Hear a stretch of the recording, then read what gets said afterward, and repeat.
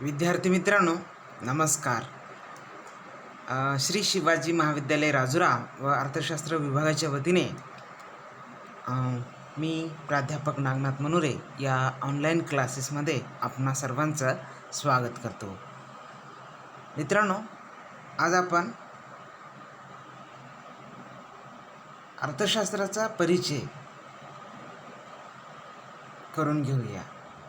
तर अर्थशास्त्र म्हणजे काय, अर्थशास्त्र कशाला म्हणावं, तर एकंदरीत या बाबींचा अभ्यास आपण या पहिल्या प्रकरणामध्ये पाहणार आहोत. मित्रांनो, आपणास सर्वांना माहीत असेल, अर्थशास्त्र एक सामाजिक शास्त्र असून ते सेवा व उत्पादनांच्या निर्मिती, वितरण आणि वापर याविषयी माहिती देते. खरे पाहिले असता अर्थशास्त्राचा उगम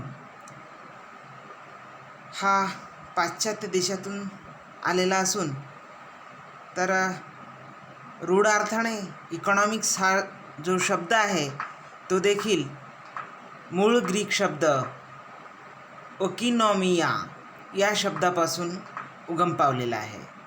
याचा अर्थ होतो घरगुती व्यवस्थापन करणे असा आहे.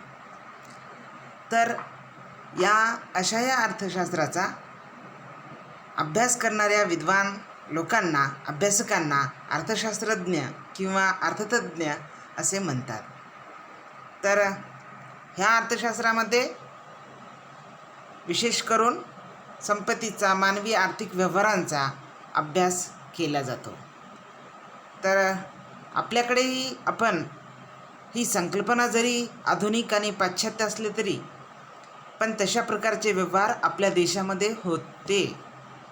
आणि आपल्या देशामध्ये सर्वप्रथम चाणक्य यांनी अर्थशास्त्र नावाचा हा ग्रंथ लिहिलेला होता. पण हा ग्रंथ नावाने जरी अर्थशास्त्राचा असला तरी त्याच्यामध्ये इतिहास, राजकारण, समाजकारण आणि अर्थकारण या तिन्हीवर त्याचा सांगोपांग त्यामध्ये मार्गदर्शन केल्याचं दिसून येते. पण ते विशिष्ट अर्थशास्त्राचेच मार्गदर्शन त्यामध्ये आपणाला आढळून येत नाही.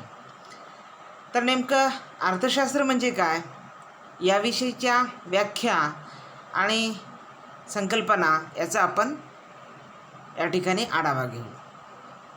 तर एकंदरीत सांगायचं झालं तर अर्थशास्त्राचा उगम हा म्हटल्याप्रमाणे पाश्चात्य देशातून झालेला आहे. तर ह्या अर्थशास्त्राचा प्रथम पुरुष, ज्याला आपण अर्थशास्त्राचा जनक म्हणतो, तो ॲडम स्मिथ हा होय. ॲडम स्मिथचा जन्म 16 जून 1723 झालेला आहे आणि तो स्कॉटलंड, आजच्या इंग्लंडचाच तो रहिवासी होता. ते एक उच्च तत्त्वज्ञ आणि राजकीय अर्थशास्त्राचा पाया घालणारे एक महान अर्थशास्त्रज्ञ म्हणून त्यांना ओळखल्या जातो. ॲडम स्मिथ यांनी 1776 an inquiry into the nature and causes of the wealth of nation या नावाचा एक प्रसिद्ध ग्रंथ लिहिला. आणि हा ग्रंथ म्हणजे अर्थशास्त्र विषयाचा बायबल समजला जातो. तर याच ग्रंथामध्ये ॲडम स्मिथ यांनी आपली प्रसिद्ध अशी व्याख्या दिलेली आहे. तर त्या वाक्यावरनं संपूर्ण अर्थशास्त्राची पायाभरणी केल्या गेली अशी ती त्यांची व्याख्या. तर एकंदरीत आपण त्या व्याख्यांचाही आढावा या ठिकाणी घेऊ. तर ॲडम स्मिथ यांनी त्यांच्या त्या वेल्थ ऑफ नेशन या ग्रंथामध्ये जी व्याख्या दिली ती व्याख्या म्हणजे पुढील प्रमाणे होय. अर्थशास्त्र म्हणजे राष्ट्राच्या संपत्तीचे स्वरूप व कारणमीमांसेचे विवेचन करणारे शास्त्र होय. पहा, व्याख्या अतिशय सुटसुटीत ॲडम स्मिथ यांनी केलेली आहे या ठिकाणी. अर्थशास्त्र म्हणजे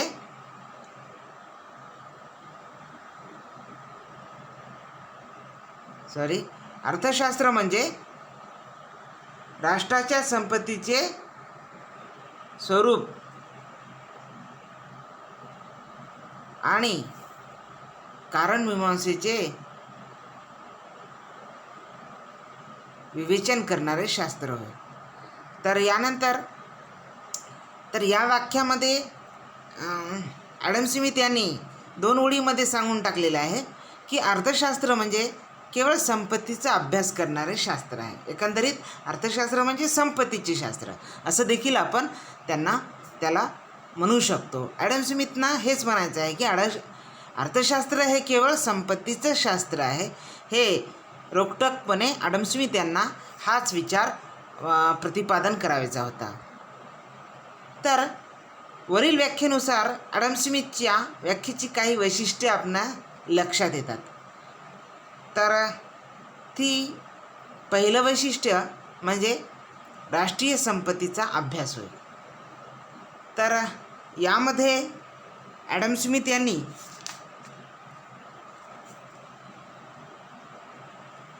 अर्थशास्त्र हे राष्ट्रीय संपत्तीचा अभ्यास करणारे शास्त्र आहे अशा प्रकारचा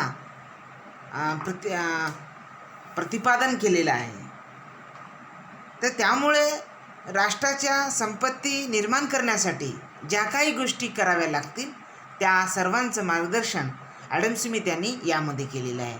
यामध्ये त्याने विशेष करून कोणत्याही देशाला श्रमविभागणी किंवा श्रमविभाजन करून त्या देशाच्या संपत्तीमध्ये वाढ करता येते असंही ॲडम स्मिथ यांनी म्हटलेलं आहे. तर दुसरं वैशिष्ट्य असं की यामध्ये ॲडम स्मिथ यांनी भौतिक संपत्तीचा विचार केल्याचा आपणास दिसून येते. भौतिक संपत्ती म्हणजे अशी संपत्ती ज्यामध्ये उपयोगिता, दुर्मिळता, मनुष्यबाह्यता व विनिमयता हे 4 गुण आढळून येतात. अशा कोणत्याही संपत्तीला आपण भौतिक संपत्ती असे म्हणतो. भौतिक संपत्ती असे म्हणतो. अशा वस्तूंना भौतिक संपत्ती यासाठी म्हणतो कारण ह्या ज्या भौतिक संपत्ती आहेत ते दृश्य आहेत, ते डोळ्याने दिसतात, म्हणून आपण यांना भौतिक संपत्ती म्हणतो. पण संपत्ती म्हणजे केवळ भौतिक संपत्तीच आहे का? भौतिक संपत्तीच्या व्यतिरिक्त कोणती संपत्ती नाही का? तर असाही प्रश्न आपणास समोर उद्भवतो. तर मित्रांनो, या ठिकाणी जर खोलात विचार केला तर केवळ भौतिक संपत्ती ही व्याख्या संकुचित ठरते. कारण भौतिक संपत्तीच्या व्यतिरिक्त देखील संपत्ती आहे ज्याला आपण अभौतिक संपत्ती असे म्हणतो. कारण या भौतिक संपत्ती म्हणजे जे डोळ्याला दिसते त्याचाच विचार करण्यात आलेला आहे. पण जे डोळ्याला दिसू शकत नाही अशाही गोष्टींचा विचार यामध्ये झालेला नाही. म्हणजे शास्त्रज्ञ असतील, अर्थशास्त्रज्ञ असतील किंवा डॉक्टर्स असतील, प्राध्यापक असतील, हे जी काही मंडळी आहेत आणि ही जी काही मंडळी सेवा देतात ती अभौतिक स्वरूपामध्ये येते. म्हणजे आपण एखाद्या डॉक्टरकडे गेलो तर डॉक्टर आपणाला काही देत नाही. डॉक्टर फक्त सल्ला देतो, आपणाला काही सजेशन देतो आजारावर, आणि आपण त्या दिलेल्या सजेशनला, डॉक्टरनी या ठिकाणी आपणाला काही वस्तुरूपामध्ये कोणत्या वस्तूही दिलेल्या नाहीत, तरी पण आपण त्याच्या सल्ल्याचं रूपांतर म्हणजे सल्ला प्रमाण मानून त्याला आपण पैसे देत असतो. म्हणजे एकंदरीत त्याची ही सेवा अदृश्य असले तरी त्यापासून संपत्ती निर्माण होते. म्हणून त्याची ही जी अदृश्य सेवा आहे हे अभौतिक संपत्तीमध्ये आपण त्याला मानावं लागेल. पण अशा या अभौतिक संपत्तीचा विचार याच्यामध्ये केलेला नव्हता. यामध्ये केवळ भौतिक संपत्तीचाच विचार ॲडम स्मिथ यांनी केलेला आहे. म्हणून हे एक दुसरं वैशिष्ट्य आपणाला या ठिकाणी सांगता येते. तर तिसरं वैशिष्ट्य या ठिकाणी आहे उत्पादन, विनिमय व वाटणीचा अभ्यास.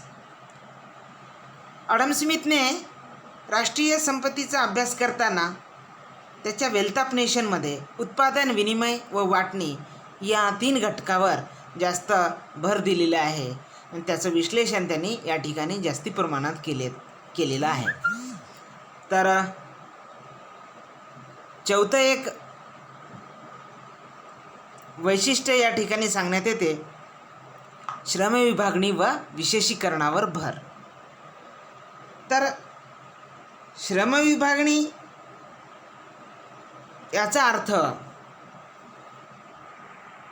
श्रमाची केलेली विभागणी होय. आणि श्रमविभागणीचं तत्त्व आपणा सर्वांना त्या दृष्टीनं परिचयाचं आहे असं मला वाटते. कारण का आपण घरी कोणतेही कामं करत असताना त्या श्रमाची विभागणी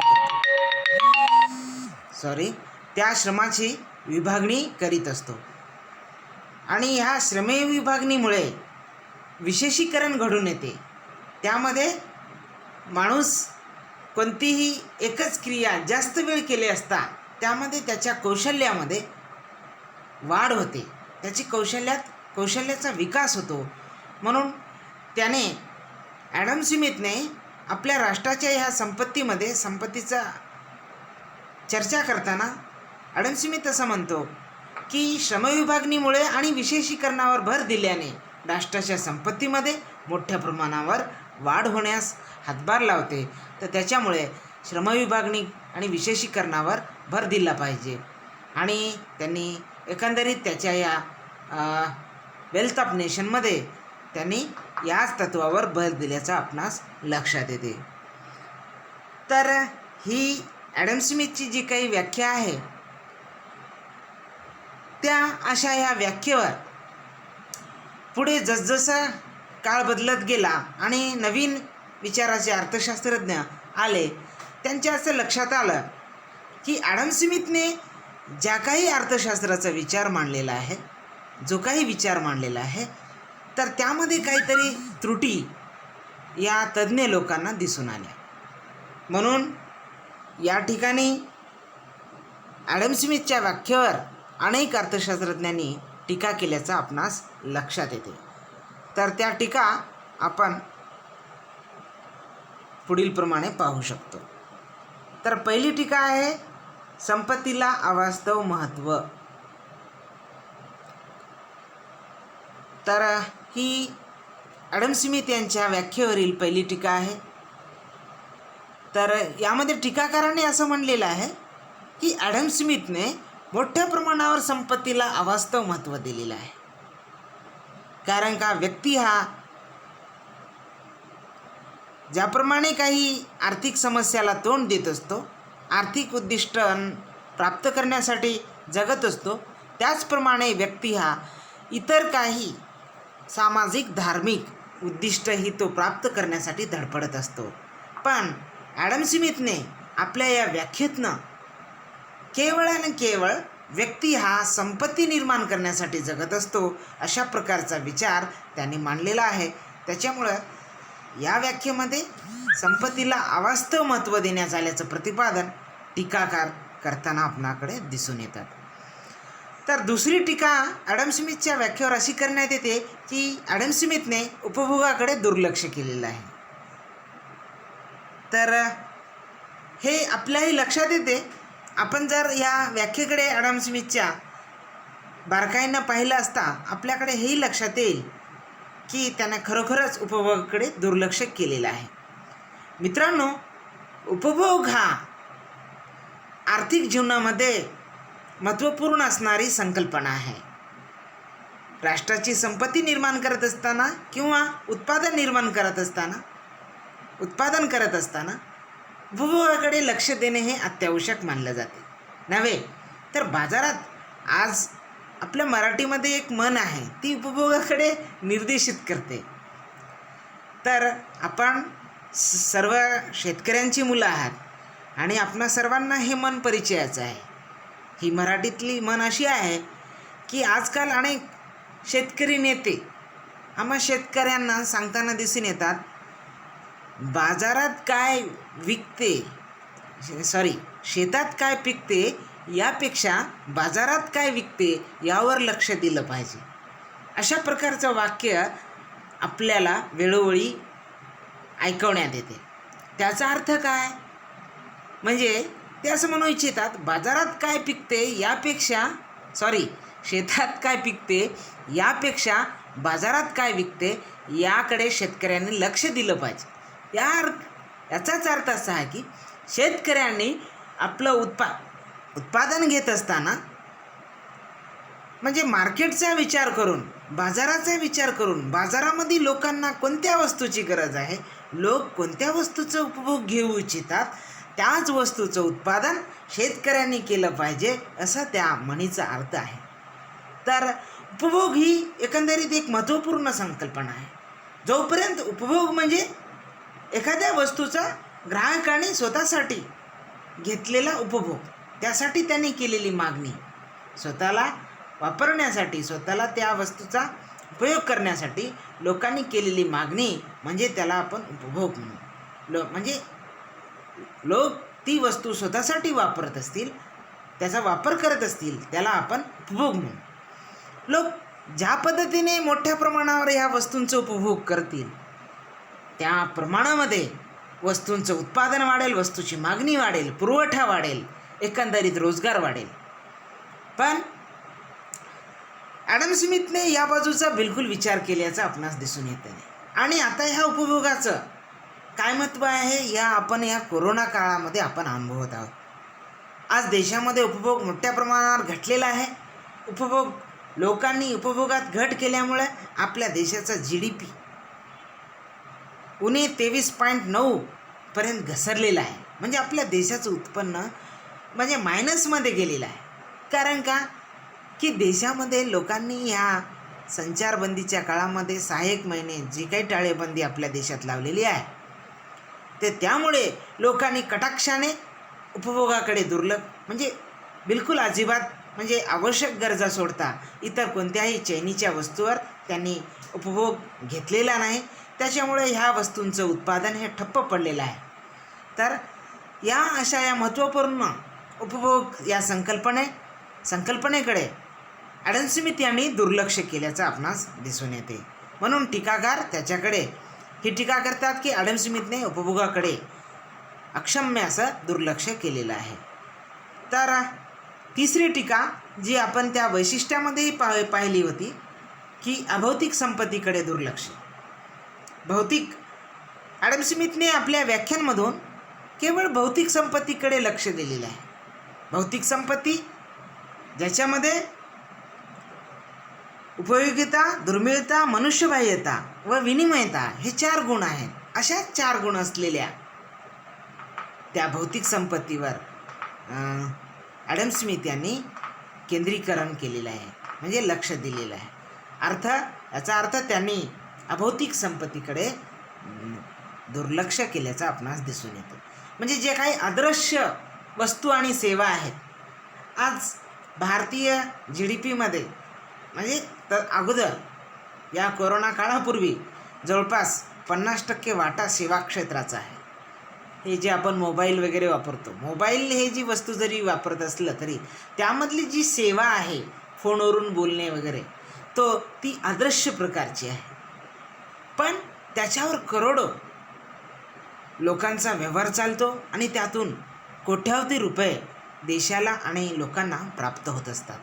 पण ॲडम स्मिथ यांनी या अभौतिक संपत्तीकडे दुर्लक्ष केल्याची टीकाकार करताना दिसून येतात.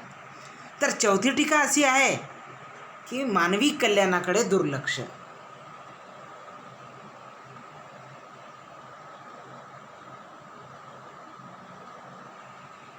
मानवी कल्याणाकडे दुर्लक्ष यामध्ये टीकाकार असं म्हणतात की ॲडम स्मिथने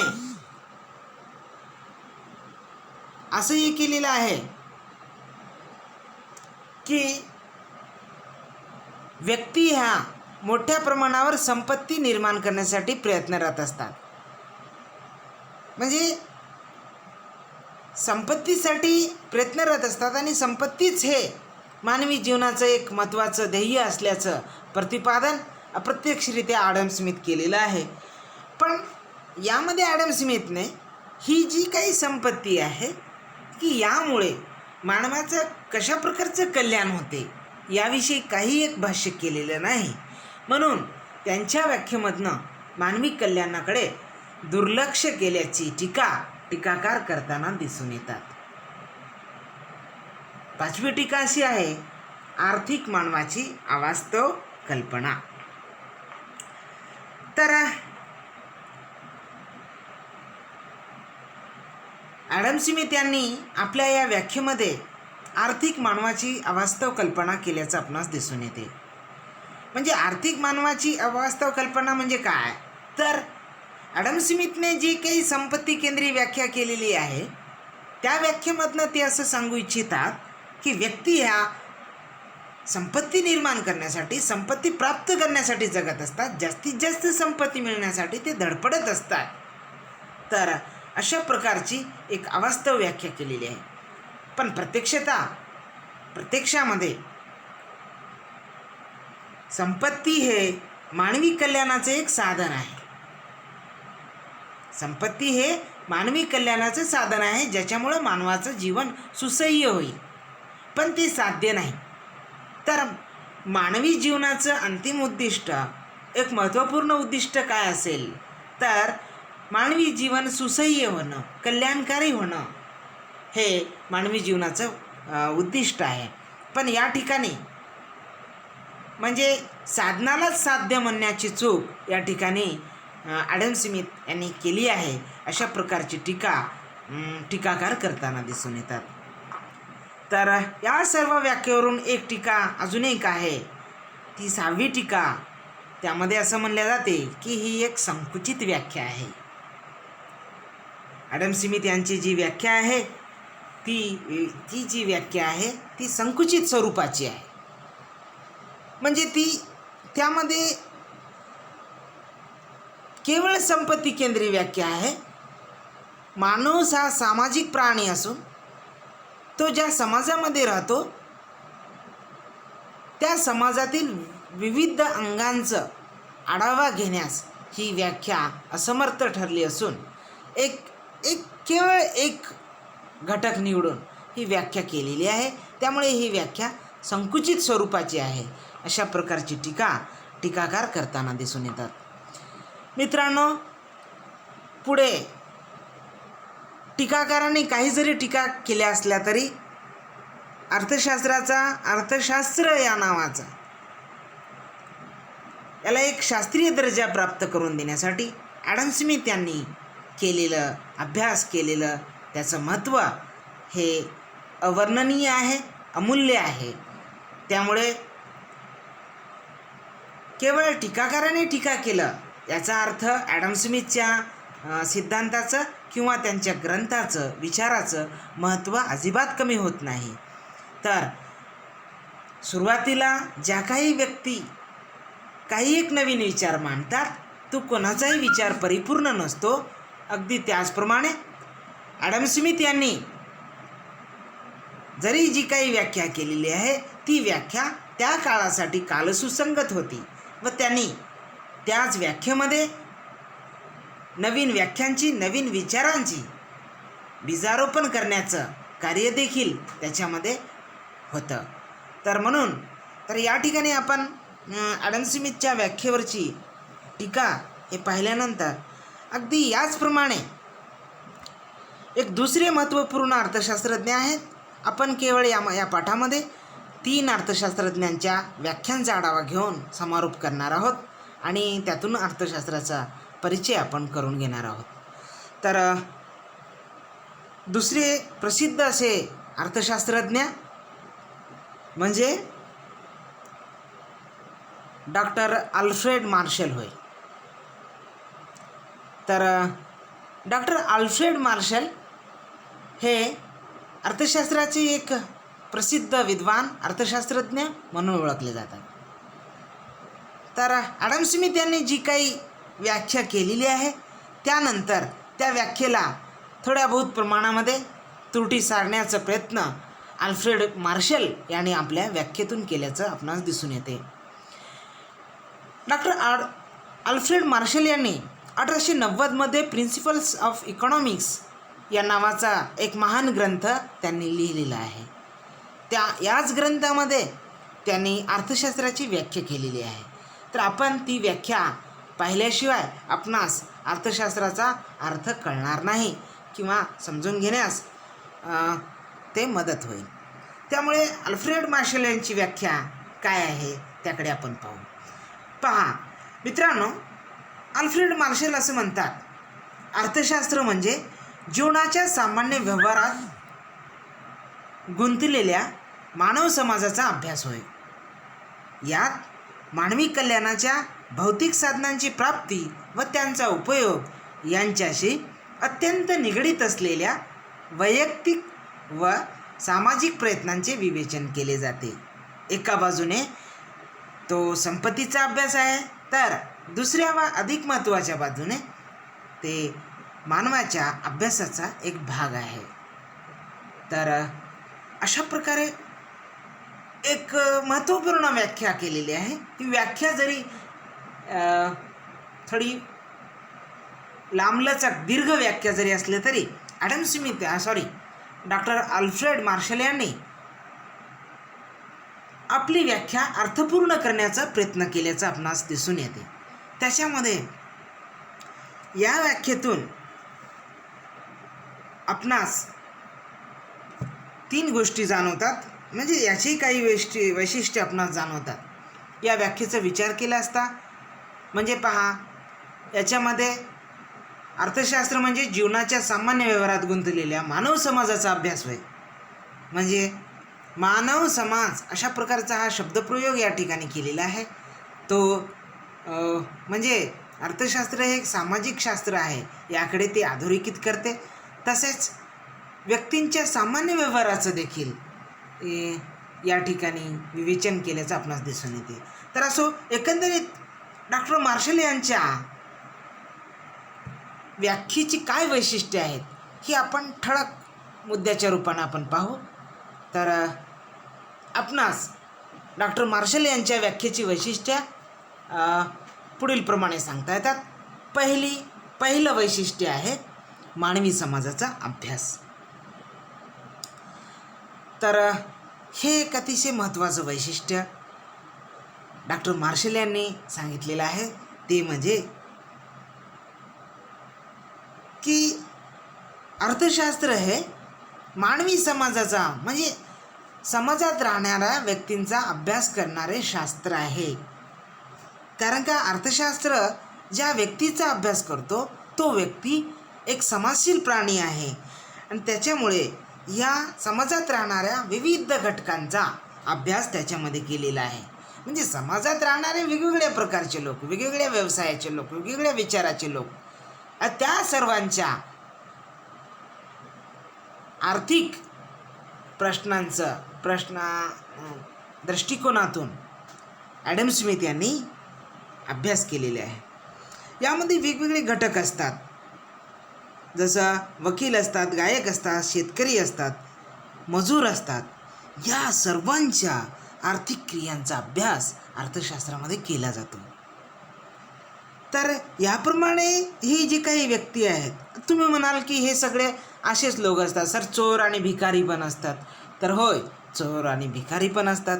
त्यांच्या काही आर्थिक गरजा, त्यांच्या काही आर्थिक क्रिया असतात, चोरांची आर्थिक क्रिया. तर ह्या सगळ्यांचा अभ्यास आपण अर्थशास्त्रात करतो. पण त्यांच्या काही प्रत्येक व्यक्तीला काही ना काही आर्थिक क्रिया असतातच. आर्थिक क्रियेमध्ये प्रत्येक व्यक्ती काही प्रमाणात भाग घेतो. तर या सर्वांचा अभ्यास अर्थशास्त्रामध्ये केला जातो. म्हणजे अर्थशास्त्र हे कशाचा अभ्यास करते की ज्या व्यक्ती समाजामध्ये राहतात त्या व्यक्तींचा अभ्यास अर्थशास्त्र हे करत असते. म्हणजे समाज सोडून गेलेल्या संन्याशांचा, महाराजांचा अभ्यास अर्थशास्त्र करत नाही, तर समाजात राहणाऱ्या व्यक्तींचा अभ्यास अर्थशास्त्र करते, हे आपणास सांगता येते. तर मार्शल यांच्या व्याख्येचं दुसरं वैशिष्ट्य असं आर्थिक व्यवहारांचा अभ्यास. मगाशी आपण व्याख्येतनं पाहिलेलं आहे, त्याने मानवी व्यवहार असं एक शब्दप्रयोग केलेला आहे. तर त्यावरून आपणास लक्षात येते की अर्थशास्त्र म्हणजे डॉक्टर मार्शल यांना हे सुचवायचं आहे की अर्थशास्त्र हे आर्थिक व्यवहारांचा अभ्यास करणारं शास्त्र आहे. पहा, म्हणजे आर्थिक व्यवहारांच्या अभ्यासावर हे फोकस करते. मानव हा एक समाजशील प्राणी आहे. तो जीवन जगत असताना वेगवेगळे व्यवहार त्याला पार पाडावे लागतात. उदाहरणार्थ मगाशी म्हटल्याप्रमाणे मग ते सामाजिक असतील, राजकीय असतील, धार्मिक असतील, शैक्षणिक असतील किंवा आर्थिक असतील. आणि हे सर्व जरी वेगवेगळ्या व्यवहार माणूस पार पाडत असला तरी पण मार्शल यांनी मात्र केवळ त्याच्या आर्थिक व्यवहारावर लक्ष केंद्रित केलेलं आहे. म्हणजे अर्थशास्त्रामध्ये मानवाच्या या समस्त इतर गरजांचा, इतर क्रियांचा विचार आपण अर्थशास्त्रात करत नाही. तो ज्या आर्थिक क्रिया करतो, आर्थिक क्रियेमध्ये सहभागी होतो, आर्थिक जे काही व्यवहार त्याच्याकडून केले जातात त्याचाच अभ्यास या ठिकाणी केला जातो. हे एक त्याचं वैशिष्ट्य मानलं जाते. तिसरं वैशिष्ट्य आहे, अर्थशास्त्र हे सामाजिक शास्त्र आहे. पहा, मगाशी म्हटलेलं आहे की अर्थशास्त्र हे सामाजिक शास्त्र आहे. कारण का मार्शल यांनी म्हटलेलंच होतं की जीवनाच्या सामान्य व्यवहारात गुंतलेल्या मानव समाजाचा अभ्यास होय. म्हणजे अर्थशास्त्र म्हणजे काय, तर माणूस जो काही समाजशील प्राणी आहे, ज्या समाजात राहतो त्या समाजात राहणाऱ्या माणसाचा अभ्यास अर्थशास्त्र करते. म्हणून अर्थशास्त्र हे सामाजिक शास्त्र आहे. हे त्याचं वैशिष्ट्य व वेगळेपण आपणाला सांगता येते. चौथं आणि महत्त्वपूर्ण वैशिष्ट्य असं की याच्यामध्ये मानवी कल्याणावर भर दिलेली आहे. जे की ॲडम स्मिथ यांच्या व्याख्येतून हे एक महत्त्वाची त्रुटी होती आणि ते त्रुटी दूर करण्याचं काम या ठिकाणी डॉक्टर मार्शल करताना दिसून येतात. म्हणून मानवी कल्याण ही एक महत्त्वपूर्ण संकल्पना आहे आणि मानवी जीवनाचं हे एक महत्त्वाचं उद्दिष्ट आहे आणि त्या उद्दिष्टाला स्पर्श करण्याचं काम डॉक्टर मार्शल यांनी आपल्या व्याख्येमधून केलेलं आहे. म्हणून ते म्हणतात की मानवाच्या भौतिक कल्याणावर त्यांनी यामध्ये जास्तीत जास्त भर दिलेला आहे. मानव आपल्या ह्या आर्थिक व सामाजिक गरजा पूर्ण करत असताना तो त्याचं एक महत्त्वपूर्ण उद्दिष्ट असते या आर्थिक क्रियेतून तो ह्या आर्थिक क्रियेमध्ये सहभागी यासाठी होतो की ज्यामधून आपलं कल्याण व्हावं, हित व्हावं, याचा हा एक उद्देश असतो. तर यानंतर पुढील वैशिष्ट्य असं आहे, मुद्रेत मापनीय आर्थिक व्यवहारांचा अभ्यास. तर डॉक्टर मार्शल यांनी एक म्हटलेलं आहे की अर्थशास्त्रामध्ये केवळ पैशात मोजता येणाऱ्या मानवाच्या आर्थिक व्यवहारांचाच अभ्यास अर्थशास्त्रात केला जातो. हे एक त्यांनी सांगितलेलं आहे. त्याच्यामुळे हे त्याचं वैशिष्ट्य आपणास सांगता येते. तर सहावं आणि शेवटचं वैशिष्ट्य मार्शल यांच्या व्याख्येवरून आपणास हे सांगता येईल. तर यामध्ये डॉक्टर मार्शल यांनी वैयक्तिक व सामाजिक प्रयत्नांचा अभ्यास केलेला आहे. म्हणजे समाजात राहून सामूहिकपणे प्रयत्न करणाऱ्या व समाजात राहून वैयक्तिक प्रयत्न करणाऱ्या मानवांच्या आर्थिक व्यवहारांचा किंवा प्रयत्नांचा अभ्यास अर्थशास्त्रामध्ये केला जातो. म्हणजे व्यक्तिगत पातळीवर या सामूहिक पातळीवर जे काही व्यक्ती, जे काही लोक आर्थिक क्रियेमध्ये सहभागी होतात, आर्थिक व्यवहारात सहभागी होतात, त्याचा अभ्यास अर्थशास्त्रामध्ये केला जातो. हे एक त्याचं वैशिष्ट्य आपणास सांगता येते. तर मित्रांनो, अशी एक अतिशय नाविन्यपूर्ण आणि महत्त्वपूर्ण व्याख्या डॉक्टर मार्शल यांनी केलेली आहे. ती एकंदरीत सर्व बाबींना टच करण्याचं काम या व्याख्येने केलेलं आहे. परंतु डॉक्टर मार्शल यानंतर, मार्शलच्या नंतर दुसऱ्या अनेक नवीन अर्थशास्त्रज्ञांनी जेव्हा मार्शलची व्याख्या पाहिली, मार्शलचे विचार पाहिले, तेव्हा देखील त्यांना याच्यामध्ये काही अपूर्णता दिसून आली, याच्यामध्ये काही दोष दिसून आल्या, काही त्रुटी दिसून आल्या.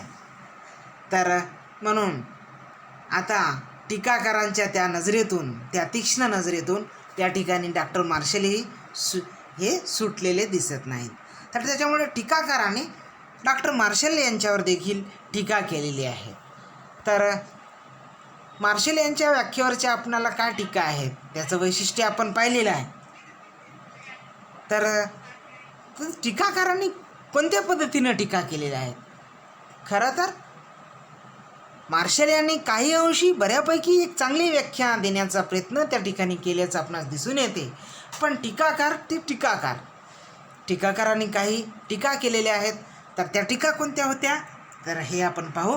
तर पहिली टीका आहे संदिग्ध व लांबलचक व्याख्या. ही टीका तर तुम्ही सर्वच जण ही टीका करू शकता, कारण का ज्या तुलनेमध्ये ॲडम स्मिथ यांनी अगदी 2 ओळीमध्ये अथवा एका ओळीमध्ये अतिशय सुटसुटीत व्याख्या सांगितली, त्या तुलनेमध्ये डॉक्टर मार्शल यांची व्याख्या पाहता ही टीका अर्थपूर्ण म्हणजे योग्य असल्याचं आपल्या लक्षात येईल. कारण का ही व्याख्या ही एक दीर्घ व्याख्या त्यांनी देण्याचा प्रयत्न केलेला आहे. म्हणून टीकाकाराने असं म्हटलेलं आहे की डॉक्टर मार्शल यांनी व्याख्या देत असताना एक निश्चित आणि काटेकोर व्याख्या न देता दीर्घ आणि पल्लाळिक व्याख्या करण्याचा प्रयत्न केला आहे. अशा प्रकारची टीका त्यांच्या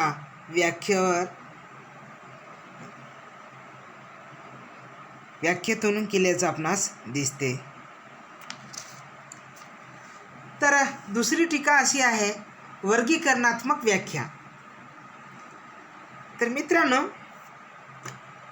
तर अशा प्रकारची टीका करताना टीकाकार असं म्हणतात, डॉक्टर मार्शल यांनी अर्थशास्त्राची जी काही व्याख्या केलेली आहे ती व्याख्या विश्लेषणात्मक नसून वर्गीकरणात्मक आहे. डॉक्टर मार्शल यांनी मानवी व्यवहाराचे आर्थिक व आर्थिकेतर तसेच साधनांचे भौतिक व अभौतिक साधन असे वर्गीकरण केलेले आहे. म्हणजे भौतिक आणि अभौतिक, आर्थिक आणि आर्थिकेतर अशा प्रकारचं वर्गीकरणात्मक व्याख्या केलेली आहे. म्हणजे 2 आपणाला वर्गीकरण केल्याचं आपणास त्यांच्या व्याख्येतून दिसून येते. तर यामुळे टीकाकार असं म्हणतात, रॉबिन्सन यांनी ज्या प्रकारे हे वर्गीकरण केलेलं आहे ते वर्गीकरण मानवास व्यवहारामध्ये अशा प्रकारे करणं अशक्य आहे. अशा प्रकारे वर्गीकरण करू शकत नाही, अशा प्रकारची टीकाकार करताना दिसून येतात. कारण का प्रत्येक मानवी व्यवहाराला ज्याप्रमाणे आर्थिक बाजू असते व त्या आर्थिक पैलूंचा अभ्यास अर्थशास्त्रात होतो असे रॉबिन्स म्हणतात. म्हणजे रॉबिन्स हे टीकाकार आहेत, त्यांनी एक व्याख्या दिलेली आहे पुढे त्यांची. तर त्यांनी असं म्हटलेलं आहे की डॉक्टर मार्शल यांनी ज्या पद्धतीने आर्थिक आणि आर्थिकेतर, भौतिक आणि अभौतिक अशा प्रकारचं जे काही वर्णन केलेलं आहे, वर्गीकरण केलेले आहे, ते वर्गीकरण वास्तवामध्ये अशक्य आहे. अशा प्रकारची टीका प्रोफेसर रॉबिन्स हे करताना दिसून येतात. तर तिसरी टीका आहे मानवी कल्याणाला अवास्तव महत्त्व. तर पहा आता ही कशा प्रकारे टीका केलेली आहे तर याचा आपण उहापोह करू. डॉक्टर मार्शल यांनी त्यांच्या व्याख्येमध्ये मानवी कल्याणावर थोडंसं भर दिल्याचं आपल्याही लक्षात आलेलं आहे. पण अर्थशास्त्रात केवळ मानवाच्या भौतिक कल्याणाशी संबंधित अशा प्रकारचा अभ्यास केला जातो असं म्हणणं चुकीचं आहे, अशी टीका प्रोफेसर रॉबिन्स यांनी केलेली आहे. तर त्यांच्या मते दारू, अफू, गांजा इत्यादी वस्तू मानवी कल्याणाला पोषक नाहीत, तरी पण त्या मानवाच्या गरजा पूर्ण करतात. त्याच्यामुळे त्याचा अर्थशास्त्रात अभ्यास होणे आवश्यक आहे, अशा प्रकारची टीका करताना दिसून येतात. पहा, प्रोफेसर रॉबिन्सन यांची एक टीका अतिशय म्हणजे वास्तवाला धरून आहे. त्याने असं म्हणलेलं आहे की ॲक्च्युली मानवी कल्याण ही एक खूप व्यापक आणि एक चांगली संकल्पना आहे. ही ऐकायलाही वाटते आणि त्याचं आचरण करणं कठीण आहे. कल्याण ही खूप एक तात्विक आणि तत्वज्ञानिक संकल्पना आहे. पण अर्थशास्त्र हे मानवी व्यवहारांचा अभ्यास करणारं शास्त्र असल्याकारणानं या अर्थशास्त्रामध्ये व्यक्ती ज्या काही आर्थिक गरजा पूर्ण करत असतो त्या सर्व गरजांचा अभ्यास अर्थशास्त्रामध्ये केला जातो. म्हणून प्रोफेसर रॉबिन्स यांनी टीका करताना असं म्हणतात, एखाद्या व्यक्तीला दारू किंवा अफूपासून हे भलेही याच्यातून व्यक्तींचं लोकांच्या नजरेतून अकल्याण होत असलं तरी, ते अहितकारी असलं तरी, हे वाईट बाब असलं तरी, लोक ज्या पद्धतीने त्याचा उपभोग घेतात, ज्या प्रकारे ते उपयोग करतात, तर त्याचा अभ्यास अर्थशास्त्राने केला पाहिजे अशा प्रकारचा विचार त्यांनी मांडलेला आहे. म्हणून ही एक टीका या ठिकाणी ते करताना दिसून येतात. तर चौथी टीका आहे अभौतिक धनाकडे दुर्लक्ष. तर यामध्ये देखील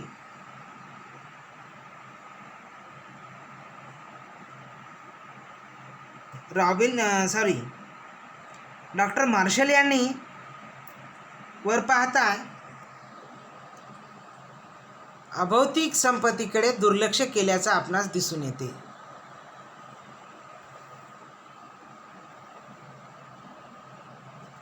तर यामध्ये त्यांनी केवळ भौतिक धनाचाच विचार केलेला आहे, अभौतिक धनाकडे दुर्लक्ष केलेलं आहे. ज्या पद्धतीने ॲडम स्मिथ यांनी भौतिक संपत्तीवर लक्ष केंद्रित केलं होतं, अगदी त्याचप्रमाणे मार्शल देखील ॲडम स्मिथच्याच त्या विचारामध्ये वाहून गेल्याचं आपणास दिसून येतात. म्हणजे ते अभौतिक संपत्तीकडे त्यांनी विचार केलेला नाही. जे काही शास्त्रज्ञ असतील, प्राध्यापक असतील किंवा सेवा देऊन संपत्ती कमावणारे जे काही लोक असतील, त्याचा विचार या व्याख्येतनं ॲडम स्मिथ यांनी काही विचार केला नाही. म्हणून त्यांचे अभौतिक संपत्तीकडे दुर्लक्ष झाले अशा प्रकारची टीका त्यांच्या व्याख्येवर करताना दिसून येतात. तर शेवटची एक पाचवी टीका आहे, शेवटची नाही, नेक्स्ट टीका. तर यामध्ये त्यांनी म्हटलेलं आहे की अर्थशास्त्राचे शास्त्रीय स्वरूप नष्ट झाले आहे. म्हणजे पहा, टीकाकार कधीकधी अघोरी आणि खूप कठोर अशी टीका करतात आणि त्या कठोर या सदरात मोडणारी ही टीका आहे.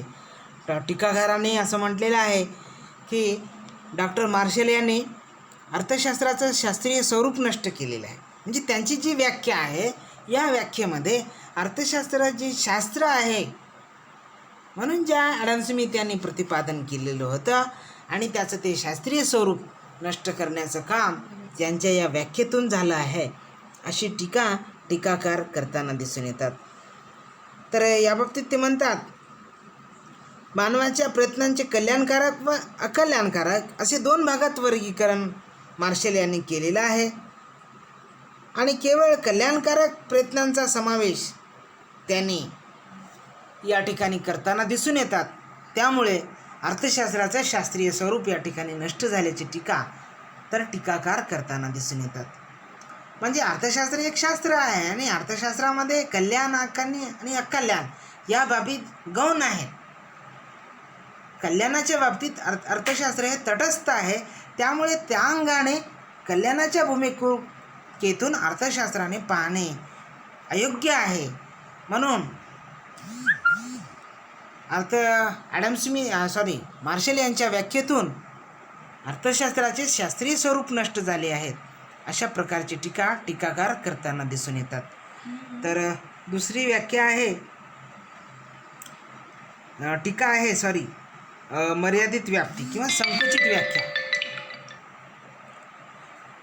तर पहा, मार्शल यांनी बऱ्यापैकी म्हणजे स्मिथ यांच्या व्याख्येत ज्या काही त्रुटी होत्या त्या निस्तारून एक चांगली व्याख्या देण्याची प्रयत्न केली. पण कालौघामध्ये प्रत्येक व्यक्तीचे विचार हे त्या त्या काळातले विचार असतात आणि त्या काळाशी सुसंगत असतील, पण ते दीर्घकाळ तेच विचार अंतिम आहेत असं कोणत्याही शास्त्रामध्ये मानता येणार नाही, मानता येत नाही. अगदी त्याचप्रमाणे मार्शल यांनी जी व्याख्या मांडलेली आहे त्यामध्ये देखील काळानुरूप काही टीकाकारांना, अर्थशास्त्रज्ञांना टीका दिसून आलेल्या आहेत. यामध्ये टीकाकार करताना म्हणतात त्यांची व्याख्या ही संकुचित आहे. संकुचित यासाठी आहे की त्यांनी भौतिक धनाकडे लक्ष केलं, भौतिक संपत्तीवर लक्ष दिलेलं आहे, पण अभौतिक संपत्तीकडे, अभौतिक गरजांकडे त्यांनी लक्ष दिलेलं नाही. दुसरं आहे त्यांनी कल्याणाचा या विचार केलेला आहे, म्हणजे ज्याच्यामुळे कल्याण होते त्या बाबींचा विचार केलेला आहे. पण ज्याच्यामुळे कल्याण होत नाही पण व्यक्ती ह्या त्याचा उपभोग घेतात, त्याचा उपयोग करतात, त्या बाबींचा विचार त्याच्यामध्ये आलेला नाही.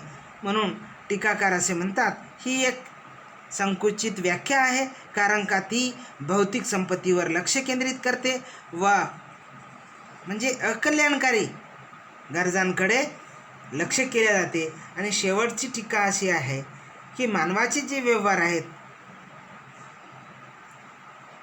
ते मुद्रेच्या माध्यमातून केले जात नाहीत, असे वस्तुविनिमयाचे व्यवहारांचा समावेश याच्यामध्ये केला नाही, अशा प्रकारची टीकाही टीकाकार करताना दिसून येतात.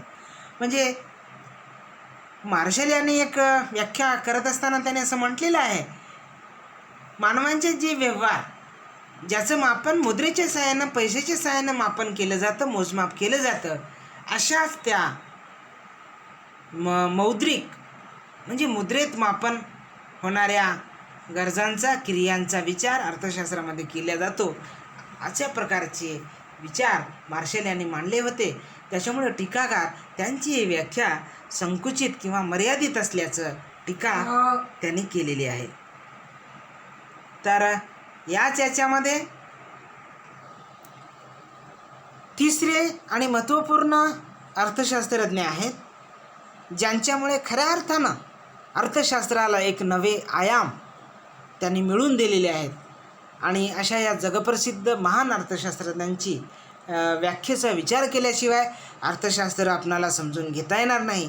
म्हणून आपण त्या महान प्रोफेसर रॉबिन्स यांच्या व्याख्येकडे वळू. तर प्रोफेसर रॉबिन्स हे इंग्लंडमधले प्रसिद्ध असे विद्वान आहेत. त्यांचं पूर्ण नाव लिओनल रॉबिन्स आहे. त्यांनी 1932मध्ये the nature and significance of economics या नावाचा ग्रंथ लिहिलेला आहे. तर त्याचा मराठीमध्ये आपण अर्थ असा सांगू शकतो, अर्थशास्त्राचे स्वरूप व महत्त्व अशा प्रकारचा एक स्वैर अनुवाद आपण या ठिकाणी करू शकतो.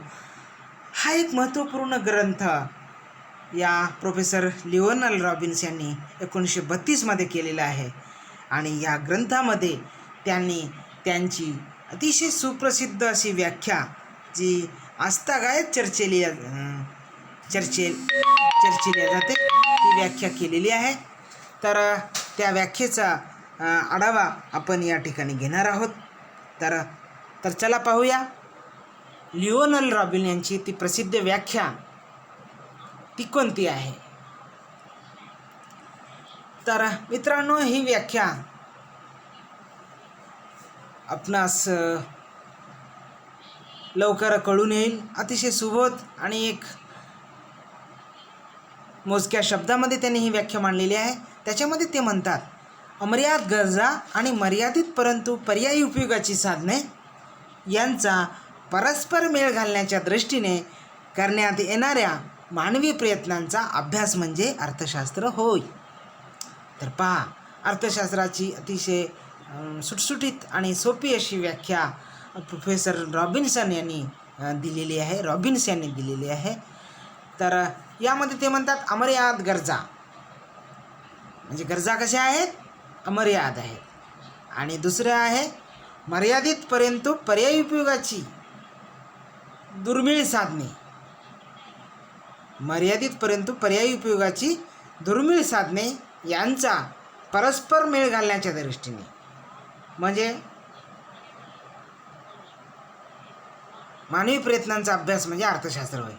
म्हणजे याच्यावरून 3 मुद्दे लक्षात येतात. पहिला आहे अमर्यादित गरजा आणि दुसरं आहे दुर्मिळ आणि मर्यादित साधने आणि साधनांचा पर्यायी उपयोग. म्हणजे याच्यामध्ये आपणास असं लक्षात येते, म्हणजे ही एक वास्तवाला धरून या व्याख्येवर जर आपण विचार केला आपल्या सगळ्यांच्या लक्षात येते की अमर्याद गरजा, माणसाच्या गरजा कशा आहेत तर त्या अमर्याद आहेत.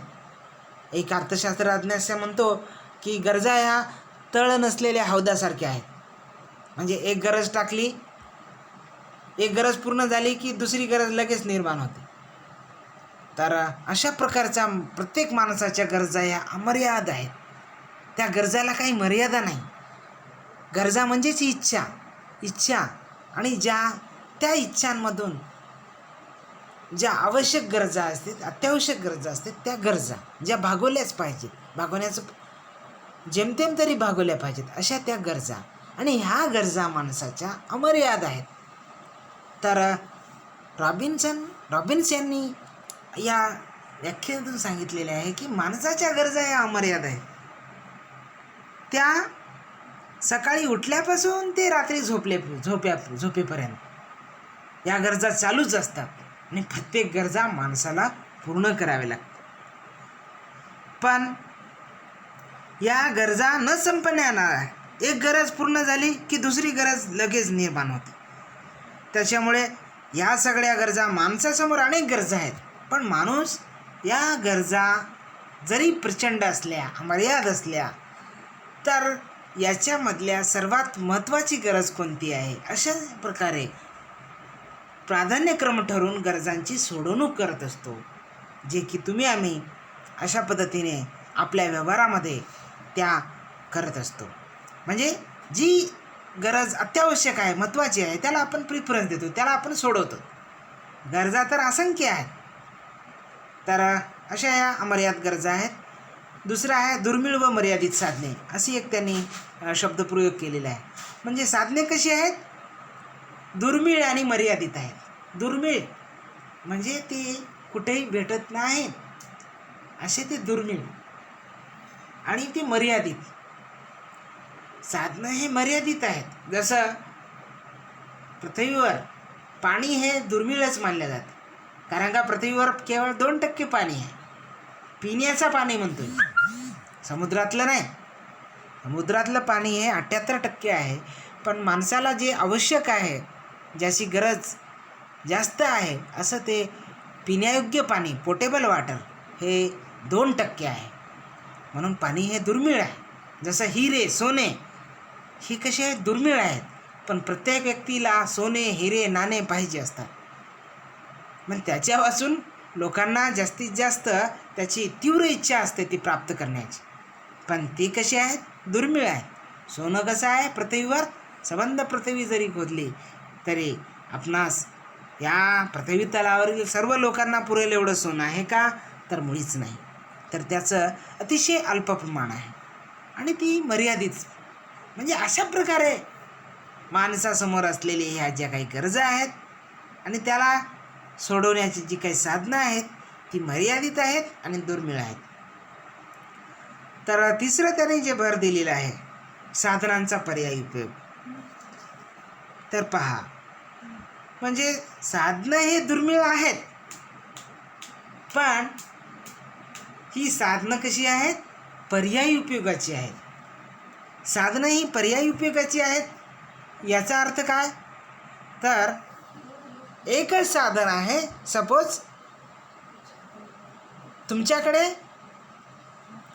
50 रुपये आहेत, 50 रुपये आहेत, तर तुम्हाला चायनीज खायला आवडेल वा भेळ किंवा पाणीपुरी खायला आवडेल. पण तुम्ही चायनीज खातो म्हणलं तर चायनीज जे काही हाफ किंवा जे काही फुल तुम्हाला खूप भूक लागलेली आहे तर त्याला 50 रुपयेही बस होणार नाही. तर तुम्ही एका वेळेस कोण्यातरी एका इच्छेचा उपयोग घेऊ शकता. दोन्ही इच्छा अजिबात तुम्ही पूर्ण करू शकत नाही, कारण का तुमच्याकडं जे साधन आहे त्या गरज पूर्ण करण्याचा पैसा जो आहे तो मर्यादित आहे. मर्यादित म्हणण्यापेक्षा ते पर्यायी उपयोगाचे आहेत.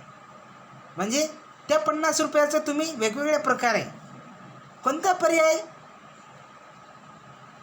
वेगवेगळ्या पर्यायांचा उपभोग घेऊ शकता. म्हणजे पैशाच्या सहाय्याने, म्हणजे आपण जे काही 50 रुपये आहेत असं समजलं, त्या 50 रुपयाच्या सहाय्याने तुम्ही चायनीज खाऊ शकता किंवा तुम्ही भेळ खाऊ शकता, पाणीपुरी खाऊ शकता किंवा अजून एखादा चित्रपटही पाहू शकता. पण पैसे तेवढेच आहेत, 50 रुपयेच आहेत, पण याचे उपयोग याचे अनेक अर्थाने अनेक प्रकारे ह्या पैशाचा उपयोग करता येतो. म्हणजे या ठिकाणी रॉबिन्स यांनी असं म्हटलेलं आहे, अशा प्रकारे मानवाकडे जी काही साधनं आहेत ज्याच्या सहाय्याने गरजांची पूर्तता केली जाते आणि ती साधनं ही मर्यादित तर आहेत, पण ही साधनं पर्यायी उपयोगाची देखील आहेत. त्याच्यामुळे याची एक वेगळी समस्या निर्माण होते. तर असं एक त्यांनी हे केलेलं आहे. तर अशा पद्धतीनं आपण या व्याख्येच्या ची वैशिष्ट्ये काय आहेत आपण पाहू. तर रॉबिन्सन यांनी जी काही एक सोपी आणि चांगली व्याख्या केलेली आहे तर त्याची वैशिष्ट्य आपण पुढील मुद्द्याच्या आधारे सांगता येते. पहिलं आहे वैशिष्ट्य शास्त्रशुद्ध व विज्ञानवादी व्याख्या. तर या व्याख्येचं असं वैशिष्ट्य आहे आणि की इतर दोन व्याख्यांच्या तुलनेमध्ये हे व्याख्या हे शास्त्रशुद्ध आणि विज्ञानवादी आहे. म्हणजे अतिशय चांगली व्याख्या जी विज्ञानाला धरून आहे आणि शास्त्रीय स्वरूपाची व्याख्या आहे. तर हे एक त्याचं वैशिष्ट्य सांगता येते. दुसरं वैशिष्ट्य आहे की ज्या आपण आता दोन अर्थशास्त्रज्ञांवर टीका केलेलं होतं त्यांच्या व्याख्या भौतिकतेकडे झुकलेल्या आहेत, अभौतिकतेचा विचार केलेला नाही. परंतु या व्याख्येचं वैशिष्ट्य म्हणजे रॉबिन्स यांनी भौतिक आणि अभौतिक या दोन्ही बाबींचा विचार केलेला आहे. म्हणून भौतिक आणि अभौतिक बाबींचा विचार करणारा व्याख्या हे रॉबिन्स यांच्या व्याख्येचं एक वैशिष्ट्य आपणास सांगता येते. दुसरं आहे विश्लेषणात्मक व्याख्या. तर अल्फ्रेड मार्शल यांनी जी व्याख्या केलेली आहे ती व्याख्या वर्गीकरणावर भर देणारी आहे. म्हणजे कल्याणकारी, अकल्याणकारी, आर्थिक आणि आर्थिकेतर अशा प्रकारचं कुठंतरी काहीतरी वर्गीकरण त्यांनी केलेलं आहे. पण त्या तुलनेमध्ये प्रोफेसर रॉबिन्स यांची ही व्याख्या विश्लेषणात्मक वाटते. म्हणजे रॉबिन्स यांच्या मते मानवाच्या प्रत्येक व्यवहाराला आर्थिक बाजू असते. मानवाच्या विशिष्ट व्यवहारांचा अभ्यास अर्थशास्त्रात होत नसून मानवाचे धार्मिक, सामाजिक, आर्थिक, राजकीय, सांस्कृतिक अशा अनेक तो व्यवहार करत असतो. त्या प्रत्येक व्यवहाराच्या आर्थिक बाजूचा अभ्यास अर्थशास्त्रात केला जातो. म्हणून रॉबिन्स यांची व्याख्या विश्लेषणात्मक आहे असं आपणास म्हणता येते. तर चौथं वैशिष्ट्य असं आहे की आर्थिक प्रश्नांचा अभ्यास. पहा, तर हे याचं चौथं वैशिष्ट्य आहे आर्थिक प्रश्नांचा अभ्यास. यामध्ये रॉबिन्स यांनी आपली व्याख्या करत असताना त्यांनी आर्थिक प्रश्नांचा वेध घेतलेला आहे. त्यांनी असं म्हणलेलं आहे की मानवी गरजा ह्या अमर्याद आहेत. माणसाच्या गरजा ह्या अमर्याद असून त्या गरजा पूर्ण करणारी साधनं मात्र मर्यादित आहेत, पर्यायी उपयोगाची आहेत. त्यामुळे या साधनांचा कसा मेळ घालायचा हा जो एक प्रश्न निर्माण होतो माणसासमोर. म्हणजे मी मगाशी जे 50 रुपयाचं उदाहरण दिलेलं आहे की आपल्याकडे 50च रुपये असू शकते. मी 50, काही लोकांना 50चं उदाहरण हे खूप कमी वाटू शकते. त्यांच्या इब्रतीला, इज्जतीला, प्रतिष्ठेला कमी पडणारा असं वाटू शकते. पण उदाहरण दाखल आपण ते दिलेलं आहे. म्हणजे ती काय 50 रुपयाचं उदाहरण आपण दिलेलं आहे. तर त्या 50 रुपयाचा वापर वेगवेगळ्या प्रकारे आपण करू शकतो. तर अशा वेळेस एक प्रश्न निर्माण होतो की त्या 50 रुपयाच्या सहाय्याने कोणत्या गरजांची, कोणत्या इच्छा पूर्ण केल्या पाहिजेत. त्याच्यामुळे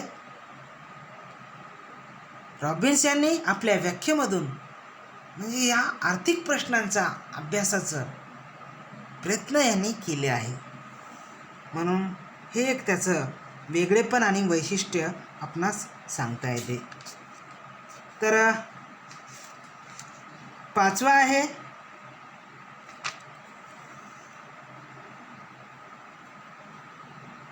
व्यक्ती, स्थळ, काळ निरपेक्ष व्याख्या. म्हणजे रॉबिन्स यांची जी व्याख्या आहे, व्यक्ती, स्थळ, काळ निरपेक्ष व्याख्या, हे याचं एक 5वं आणि महत्त्वपूर्ण वैशिष्ट्य आहे.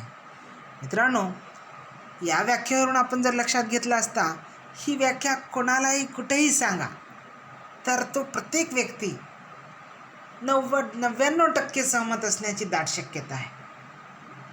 कारण का, प्रत्येक व्यक्तीला लागू पडणारं अशी व्याख्या प्रोफेसर रॉबिन्स यांनी दिलेलं आहे. यामध्ये म्हणजे पहा, अमर्याद गरजा म्हणजे कोणा व्यक्तीला वाटणार नाही, पचनी पडणार नाही.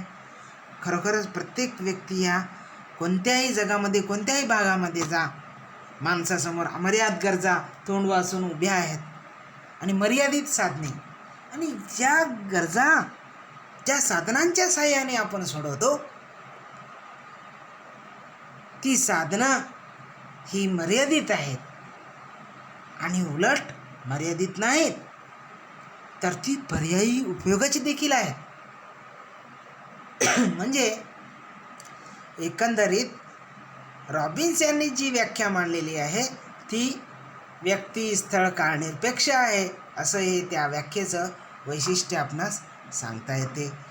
आणि दुसरं आहे कल्याण कल्पनेचा त्याग. तर याच्यामध्ये 6वं वैशिष्ट्य जे एक महत्त्वपूर्ण वैशिष्ट्य आहे, त्याच्यामध्ये त्यांनी सांगितलेलं आहे की यामध्ये कल्याण कल्पनाचा त्याग त्यांनी केल्याचं दिसून येते. म्हणजे मार्शल यांनी जे कल्याणावर भर देणारी, मानवी कल्याणाला अग्रस्थानी ठेवून, अग्रभागी ठेवून, केंद्रबिंदू ठेवून, केंद्रस्थानी ठेवून जी काही व्याख्या केलेली आहे, त्या विचाराचा त्याग करण्याचं काम या व्याख्येनं केलेलं आहे. म्हणून हे एक त्याचं वेगळं पण आपणास सांगता येते. तर 7वं असं वैशिष्ट्य आहे, अर्थशास्त्र साहाय्याच्या बाबतीत तटस्थ असते. तर हे अतिशय महत्त्वाचं वैशिष्ट्य आहे. हे प्रत्येकाने आपल्या मनावर नोंदून घेतलं पाहिजे, मेंदूवर नोंदून घेतलं पाहिजे, अशा प्रकारचे वैशिष्ट्य आहे. तर ते वैशिष्ट्य काय आहे पहा. अर्थशास्त्र हे साहाय्याच्या बाबतीत तटस्थ असते. अर्थशास्त्राचा नीतिमूल्याशी काही एक संबंध नाही. पहा, मगाशी मार्शल सांगत असताना कल्याणावर भर दिलेले आहे, म्हणजे ज्याच्यामुळे माणसाला फायदा होतो, माणसाचं ज्याच्यामुळे हित होतं, तर त्याच्यामुळे तसेच आर्थिक व्यवहार, त्याच प्रश्नांचा अभ्यास अर्थशास्त्रामध्ये केला जातो, असं मार्शल यांनी म्हणलं होतं. पण रॉबिन्स अगदी त्याच्या उलट म्हणतात, अर्थशास्त्र हे साहाय्याच्या बाबतीत तटस्थ असते. म्हणजे अर्थशास्त्रामध्ये या कल्याण आणि नीती, नैतिक तत्त्वज्ञान याच्या बाबतीत अर्थशास्त्राला काही देणं घेणं नाही. तर त्याच्यामुळे अर्थशास्त्र फक्त उत्पादक आणि उपभोक्ते, ग्राहक आणि मालक, ग्राहक आणि पुरवठादार याच अनुषंगानं विचार करणारं असावं, असं ते म्हणतात. त्यामुळे कल्याणाच्या बाबतीत, नैतिकतेच्या बाबतीत अर्थशास्त्र हे तटस्थ आहे, त्याचं काही एक देणं घेणं नाही. त्याच्यामुळे अर्थशास्त्रामध्ये कोणाला चांगलं वाईट असेल, एखादी वस्तू चांगली वाटत असेल तर त्याचं चांगल्याचंही उत्पादन होते. कोणाला वाईट वाटत असेल पण ते काही लोकांना चांगलंही वाटू शकते. जसं आपण खर्रा खाणे हे एक वाईट मानलं जाते. काही लोक खर्रा आहे वाईट मानतात. पण आपल्या विदर्भामध्ये आपल्या सगळीकडे आजूबाजूला खर्रा खाणारे खूप जास्त लोक आहेत नव्हे. तर खर्रा खाणारे अनेक पानटपरे आहेत. लोकांना रोजगार भेटतो, लोकांचे कुटुंब आणि संसार चालतात.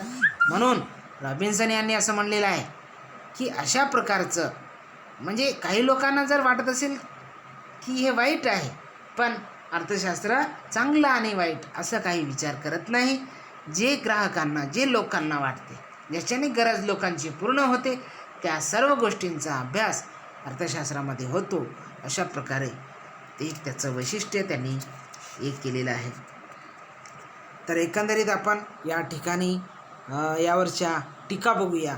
एक सुंदर अशी व्याख्या त्यांनी या ठिकाणी देण्याचा प्रयत्न केलेला आहे.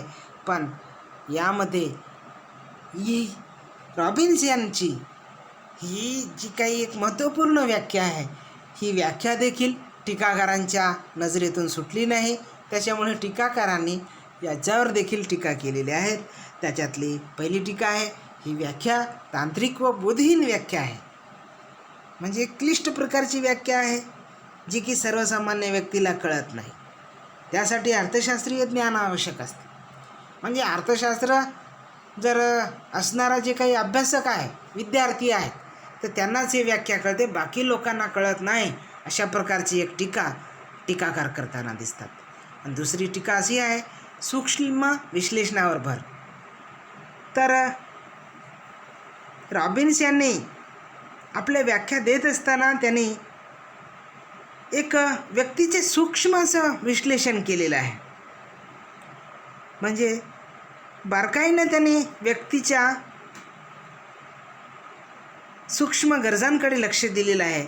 यामध्ये त्यांनी स्थूल जे की आपणाला पुढं तुम्हाला पाहता येईल सूक्ष्म आणि स्थूल अर्थशास्त्र यातला फरक काय असतो तर त्याच्याकडे लक्ष दिलेलं आहे. एखाद्या व्यक्तीचा अभ्यास त्यांनी केलेला आहे. एक समाज एक देश म्हणून त्याचं प्रतिबिंब या व्याख्येमध्ये पडलं नाही, या विचारात नाही, अशा प्रकारची टीकाकार करतात. दुसरं आहे दुर्मिळतेला प्राधान्य. यामध्ये असं म्हणलेलं आहे की दुर्मिळतेचा जास्तच बभरा म्हणजे प्रचार केलेला आहे, प्रोपगंडा केलेला आहे असं टीकाकार म्हणतात. म्हणजे दुर्मिळतेला प्राधान्य दिलेलं आहे. मर्याद गरजा मर्यादितपर्यंत पर्यायी उपयोगाचे दुर्मिळ साधने असं त्यांनी व्याख्या करताना म्हणलेलं आहे. म्हणून ही व्याख्या दुर्मिळतेला प्राधान्य देणारी आहे अशी ही टीकाकार करताना दिसतात. दुसरी टीका त्यांनी चौथी टीका अशी केलेली आहे की कल्याणाकडे दुर्लक्ष केलं.